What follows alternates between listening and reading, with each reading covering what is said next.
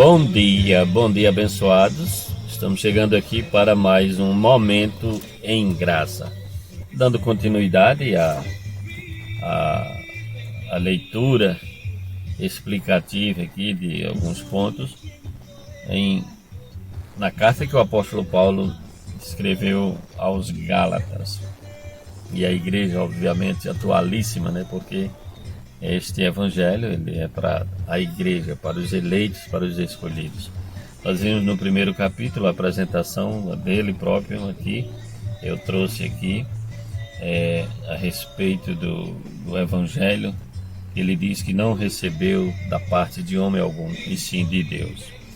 Nós vamos entendendo melhor agora, dando continuidade à leitura desta carta, no capítulo 2, quando ele diz: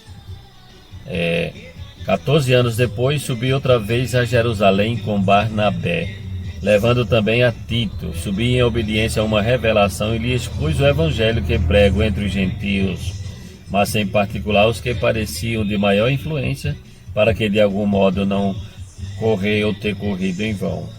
Contudo, nem mesmo Tito, que estava comigo, sendo grego, foi constrangido a circuncidar-se.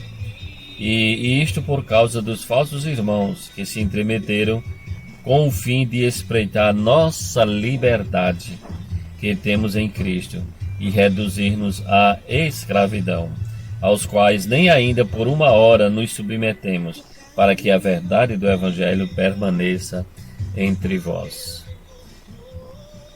Aqui o apóstolo já começa a trazer à tona a problemática existente na época, onde, quando ele recebe o Evangelho da graça de Deus, e conhecendo e mostrando, pregando a liberdade cristã, pois nós somos livres, Cristo nos libertou da maldição da lei, ele vai dizer lá na frente, para que verdadeiramente sejamos livres.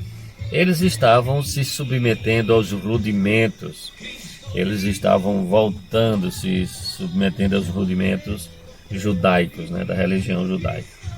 E ele diz que aos quais nem ainda por uma hora nos submetermos, para que a verdade do Evangelho permaneça entre vós. A verdade do Evangelho.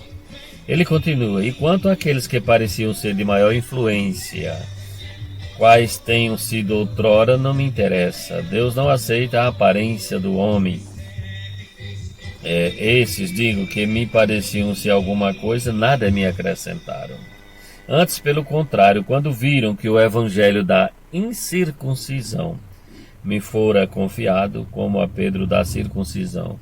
Ele apresenta aqui o evangelho da incircuncisão, ou seja, o evangelho depois de Cristo, porque na realidade Pedro ele também tem pregado o evangelho, só que da circuncisão.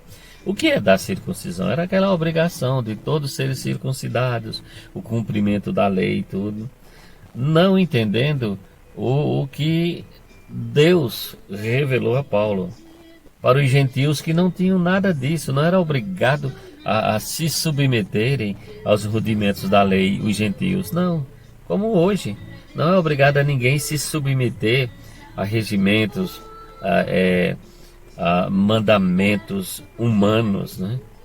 Então ele fala aqui sobre quando eles viram que o evangelho da incircuncisão fora confiado, o que é que aconteceu?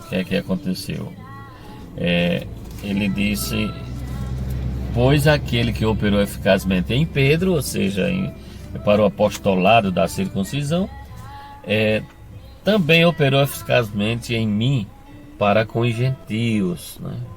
E quando conheceram a graça que me foi dada, Tiago, Cefas, que é Pedro, e João, que eram reputados colunas, me estenderam a mim e a Barnabé à destra da comunhão, a fim de que nós fôssemos para os gentios e eles para a circuncisão, recomendando-nos somente que nos lembrássemos dos pobres, o que também me esforcei por fazer. Então eles agora reconhecem o apostolado de Paulo, só que lá na frente vai ter um problemazinho grande também, Mas foi determinado que uns fossem para os judeus e Paulo, mas Barnabé iria para, com certeza, os gentios. Aqui está o encontro de Paulo com estes apóstolos anteriores.